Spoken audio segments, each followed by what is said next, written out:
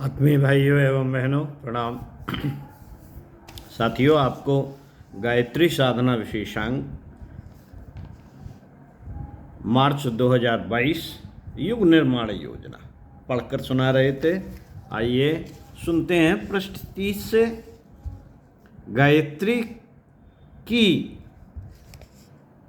गायत्री को सार्वभौमिक बनाने वाले ऋषि युग वेदमूर्ति तपोनिष्ठ युग ऋषि पंडित श्री राम शर्मा आचार्य एवं वंदनीय माता भगवती देवी शर्मा। आइए इनके बारे में आपको कुछ संक्षिप्त परिचय देता हूं, सुनते हैं। जन्म आश्विन कृष्ण त्रयोदशी संवत 1968, 20 सितंबर सन 1911। ग्राम आवलखेड़ा, जनपद आगरा, उत्तर प्रदेश में एक जमींदार ब्राह्मण परिवार में बाल्यकाल से ही अध्यात्म साधना व चर्चा में गहरी रुचि। 10 वर्ष की आयु में बनारस में महामना पंडित श्री मदन मोहन मालवीय जी द्वारा गायत्री मंत्र की दीक्षा व यज्ञोपवीत।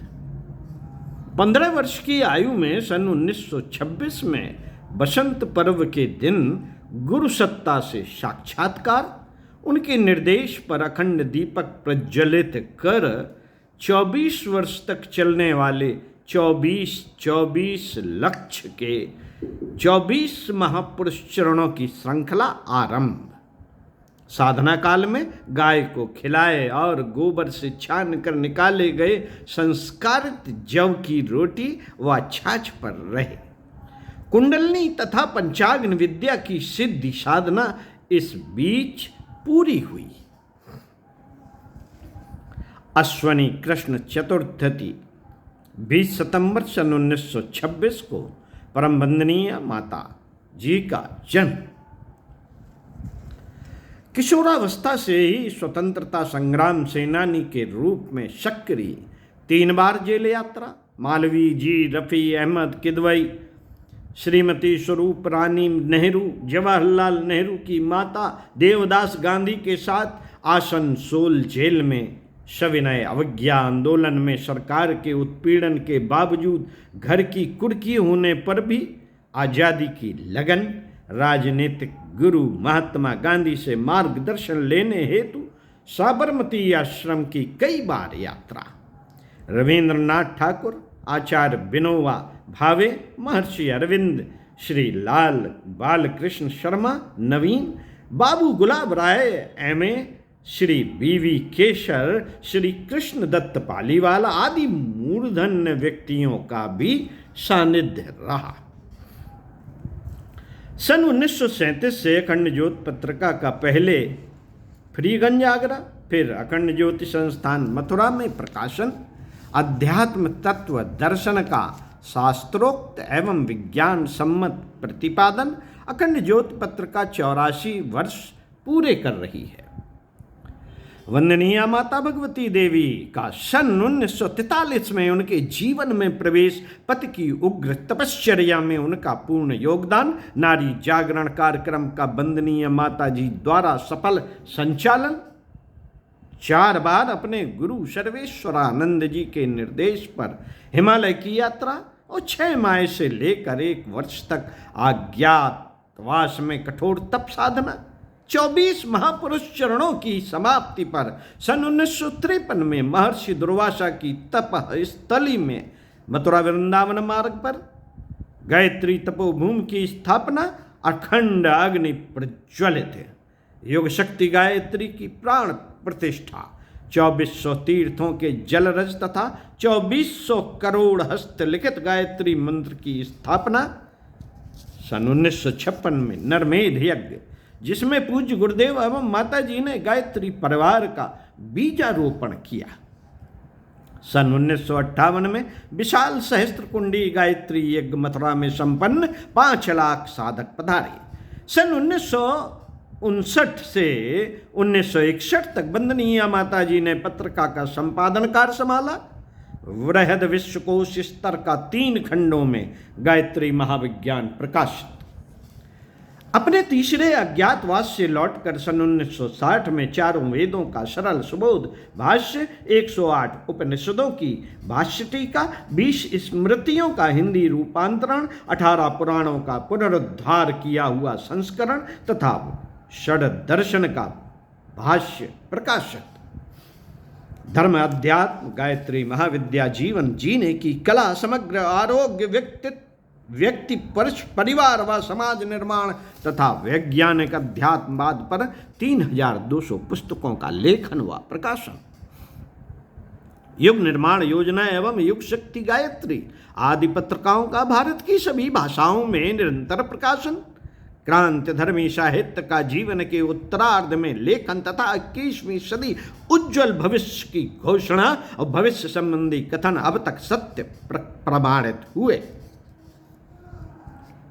युग निर्माण योजना का उद्घोष सन 1963 में सतसूत्री योजना की घोषणा एवं राष्ट्रव्यापी समाज निर्माण के कार्यक्रम का सफल क्रियान्वयन, गायत्री यज्ञों की श्रृंखला का संचालन, सारे देश में मंत्र लेखन साधना का प्रसार व 2400 करोड़ हस्तलिखित मंत्रों का संग्रह।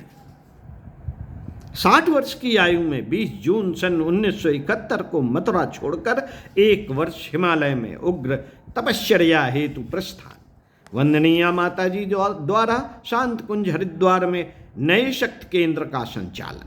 सन 1972 की गायत्री जयंती के बाद से शांत कुंज हरिद्वार में दुर्गम हिमालय में कार्यरत ऋषियों की परंपरा का बीजारोपण कर उसे एक सिद्ध पीठ के रूप में विकसित किया। जागृत आत्माओं के लिए प्राण प्रत्यावर्तन, चंद्रायण कल्प, संजीवनी साधना, जीवन साधना के सत्रों का आयोजन, विशाल शांत कुंज परिवार के अंतर्गत हजारों पूर्ण समयदानी कार्यकर्ताओं का उनके आह्वान पर आगमन एवं उनके पद चिन्हों पर चलने का संकल्प। हजारों शक्तिपीठों प्रज्ञापीठों की स्थापना, शिलान्यास व प्राण प्रतिष्ठा हेतु स्वयं पूरे भारत का दौरा, सभी शक्तिपीठ जागृत जीवंत तीर्थ के रूप में सक्रिय। विज्ञान व अध्यात्म के समन्वय पर गायत्री महाशक्ति व यज्ञ विद्या पर अनुसंधान हेतु सुविज्ञ चिकित्सकों वैज्ञानिकों का स्वयं मार्गदर्शन कर ब्रह्मवर्चस्व शोध संस्थान का गठन, एक परिपूर्ण सुसज्जित आधुनिकतम प्रयोगशाला की सन 1979 में स्थापना, सन 1984 में सूक्ष्मीकरण पंचकोशी साधना में प्रवेश। हीरक जयंती वर्ष 1986 पर भारत भर में 108 कुंडी गायत्री महायज्ञों व राष्ट्रीय एकता सम्मेलनों की श्रृंखला, क्रांतिकारी दीप यज्ञों का निर्धारण व राष्ट्र तथा विश्वव्यापी श्रृंखला का आरंभ। वर्ष 1984 से अब तक प्रायः 50 से अधिक शोध प्रबंध पूज्यवर के व्यक्तित्व एवं कृतित्व पर विभिन्न विश्वविद्यालयों से प्रस्तुत किए जा चुके हैं। 50 से अधिक शोध पत्र। सन 1988 से यज्ञ विद्या के व्यापक प्रचार हेतु दीप यज्ञों की श्रृंखला चलाई। कम साधन तथा कम समय में संपन्न होने वाली यह यज्ञ विद्या सरलता से विश्वव्यापी बनती चली गई। वसंत पर्व सन 1990 पर महाकाल के संदेश के रूप में भविष्य की रीति नीति एवं महाप्रयाण की घोषणा। 2 जून सन 1990 गायत्री जयंती के दिन गायत्री मंत्र का उच्चारण करते हुए महाप्रयाण। 27 जून सन 1991 को भारत सरकार द्वारा 1 रुपये का रंगीन डाक टिकट जारी किया गया। इसका विमोचन तत्कालीन उपराष्ट्रपति महामहिम डॉक्टर शंकर दयाल शर्मा द्वारा किया गया। सन 1992 में 6 से 8 जून के बीच शांत कुंज हरिद्वार में विराट शपथ समारोह का आयोजन कर देव संस्कृत का विस्तार करने के लिए वंदनीय माता जी ने लाखों लोगों को संकल्प दिलाया। पूज्य गुरुदेव के महाप्रयाण के बाद वंदनीय माता जी ने मिशन को कई गुना बढ़ाया। सन 1992 में ही माता जी ने 27 अश्वमेध यज्ञों की श्रृंखला की घोषणा की। पूज्यवर जिस समाज यज्ञ में समाधि की तरह जले उसमें अपनी अंतिम हवस्य की आहुति देती हुई परम वंदनीय माता जी भाद्रपद पूर्णिमा 1919 सितंबर सन 1994 को महालय श्रद्धारंभ की बेला में महाप्रयाण कर उस विराट ज्योति में एकाकार हो गई। साथियों, सच्चे समाज सुधारक, युग निर्माता। समाज में प्रचलित दुष्प्रवृत्तियों कुरीतियों के विरुद्ध पूज्य गुरुदेव ने लड़ने एवं समाज को नई दिशाएं देने का संकल्प लिया, जिससे करोड़ों लोगों की जीवन दिशा ही बदल गई। विकृत समाज को 21वीं सदी नारी सदी का उद्घोष किया। जीवन भर समाज में व्याप्त दुष्प्रवृत्तियों कुरीतियों के उन्मूलन के लिए आंदोलन चलाए। सभी विषयों पर विपुल साहित्य भी लिखा। समाज में सत प्रवृत्तियों के पुण्य प्रचार के लिए जीवन होम दिया। जो कार्यक्रम चले उनमें मुख्य इस प्रकार हैं। भाग्यवाद एवं मुहूर्तवाद से हटकर कर्मवाद की प्रेरणा, मनुष्य अपने भाग्य का निर्माता आप है का उद्घोष, सामाजिक कुरीतियों का परित्याग, पशुबल के विरुद्ध संघर्ष, बाल विवाह, पर्दा प्रथा, दहेज, मृतक भोज का प्रचलन रोकना, पुत्र पुत्रियों का भेदभाव समाप्त करना, भिक्षावृत्ति निषेध, धर्म संप्रदाय, जाति वर्ग वर्ण लिंग आधारित ऊंच नीच व भेदभाव का परित्याग, जुआ सट्टा बेईमानी का परित्याग, अंधविश्वास टोना टोटका का परित्याग, अमर्यादित प्रजनन पर रोक, पर्यावरण प्रदूषण पर रोक एवं पर्यावरण संरक्षण, आलस्य का परित्याग, पतिव्रत धर्म, पत्नी विरुद्ध धर्म का पालन, तंबाकू शराब आदि समस्त नशों का परित्याग, अशिक्षा को दूर करना, प्रौढ़ शिक्षा, नारी शिक्षा, रात्रि पाठशालाओं का प्रचलन, अश्लीलता का प्रतिकार, वृक्षारोपण, तुलसी रोपण, जल संरक्षण, आदर्श विवाहों का प्रचलन, वृद्धों का सम्मान एवं उनका समाज सेवा में उपयोग, व्यक्ति निर्माण, परिवार निर्माण, समाज निर्माण, आस्तिकता संवर्धन, स्वच्छता, सादगी, सज्जनता, सत्य पालन, संयम, सेवा जैसी सत प्रवृत्तियों का प्रसार, स्वार्थ नहीं परमार्थ की भावना का प्रसार, नर और नारी एक समान की भावना का समाज में विस्तार, सदचिंतन एवं सत्प्रति संवर्धन के लिए ज्ञान यज्ञ आंदोलन, व्यक्तिवाद नहीं समूहवाद एवं संघ शक्ति की धारणा का पुनर्जागरण, स्वास्थ्य संरक्षण, आरोग्य रक्षा, आसन, प्राणायाम, आयुर्वेद, वनौषधि चिकित्सा एवं एकौषधि चिकित्सा का पुनरुत्थान, गौ संरक्षण द्वारा समाज राष्ट्र का उत्थान, महिला जागरण एवं नारी उत्कर्ष के लिए प्रबल पुरुषार्थ, गायत्री और यज्ञ के माध्यम से सत प्रवृत्ति संवर्धन, देव दक्षिणा के माध्यम से बुराइयों का त्याग एवं सत प्रवृत्तियों को धारण करना, मंदिरों को जन जागरण के केंद्र बनाना, भागवत गीता रामायण के माध्यम से लोक शिक्षण, अध्यात्म के विज्ञान सम्मत स्वरूप का प्रतिपादन, कला मनो लोकरंजन के लिए नहीं लोक मंगल के लिए भी का भाव जन जन में फैलाना, पुस्तकालयों वाचनालयों का प्रचलन, दया करुणा अहिंसा जैसी सत प्रवृत्तियों का प्रसार, संस्कारों के माध्यम से समाज में सत प्रवृत्ति संवर्धन एवं लोकमानस का परिष्कार, कुटीर उद्योगों एवं स्वावलंबन के प्रचलन प्रशिक्षण द्वारा राष्ट्र को स्वावलंबी बनाने का पुरुषार्थ, स्वस्थ शरीर, स्वच्छ मन, सभ्य समाज के दर्शन का समाज में सूत्रपात, सत प्रवृत्तियों द्वारा मनुष्य में देवत्व का उदय एवं धरती पर स्वर्ग की परिकल्पना को साकार करने के प्रयास, निराश समाज में 21वीं सदी उज्जवल भविष्य के उद्घोष से नवचेतना का संचार, मानव को महामानव बनाने के लिए युग निर्माण सत्संकल्प का उद्घोष, प्रशस्तियां व सम्मान। परम पूज्य गुरुदेव को सन 1964 में लुधियाना पंजाब में संपन्न सर्वधर्म सभा में तत्कालीन गृह मंत्री पंजाब द्वारा लाइट ऑफ इंडिया की उपाधि से सम्मानित किया गया। सन 1976 में संस्कृत परिषद के मानव सदस्य बनाए गए। सन 1988 में उत्तर प्रदेश शासन द्वारा आचार्य जी को स्वाधीनता संग्राम सेनानी सम्मान पत्र एवं ताम्र पत्र पेंशन सुविधाएं प्रदान की गई। सभी सुविधाएं आचार्य जी ने शासन को लौटा दी, पेंशन हरिजन फंड में दान कर दिए। 27 जून 1991 को तत्कालीन उपराष्ट्रपति महामहिम डॉक्टर शंकर दयाल शर्मा द्वारा आचार्य जी की स्मृति में 1 रुपये का डाक टिकट जारी किया गया, जिसकी अध्यक्षता सर्वोच्च न्यायालय के न्यायाधीश श्री रंगनाथ मिश्र ने की। भारत के तत्कालीन प्रधानमंत्री श्री पीवी नरसिम्हा राव ने सन 1995 परम पूज्य गुरुदेव की जन्मभूमि आमलखेड़ा में कीर्ति स्तंभ का लोकार्पण किया।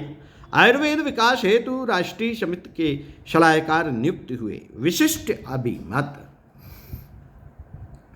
मित्रों,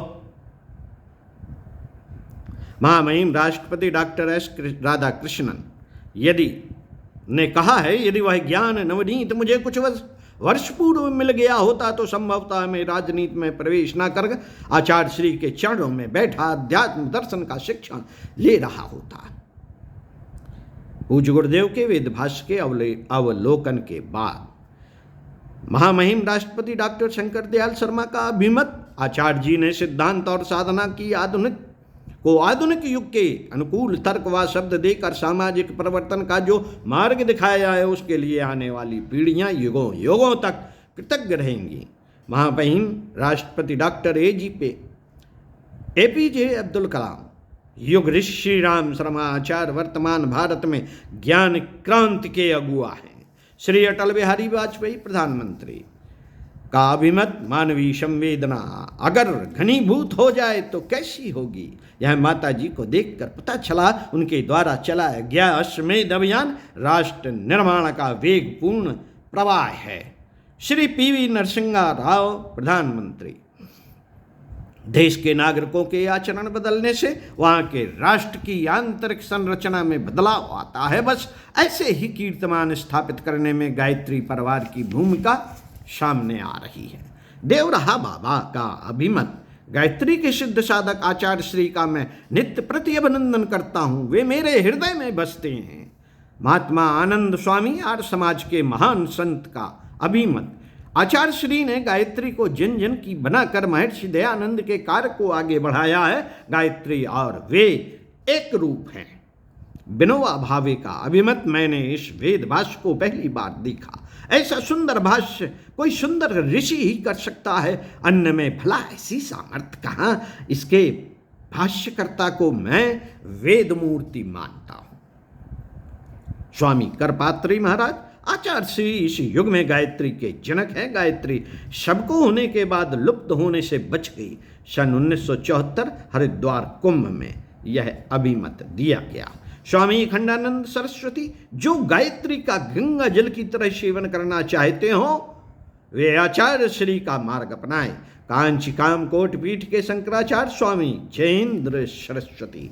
आचार्य जी का एकाकी पुरुषार्थ सारे संत समाज की सम्मिलित शक्ति के स्तर का है। उन्होंने गायत्री व यज्ञ को प्रतिबंध रहित करने के निमित्त जो कुछ भी किया वह शास्त्रों के अनुसार ही था।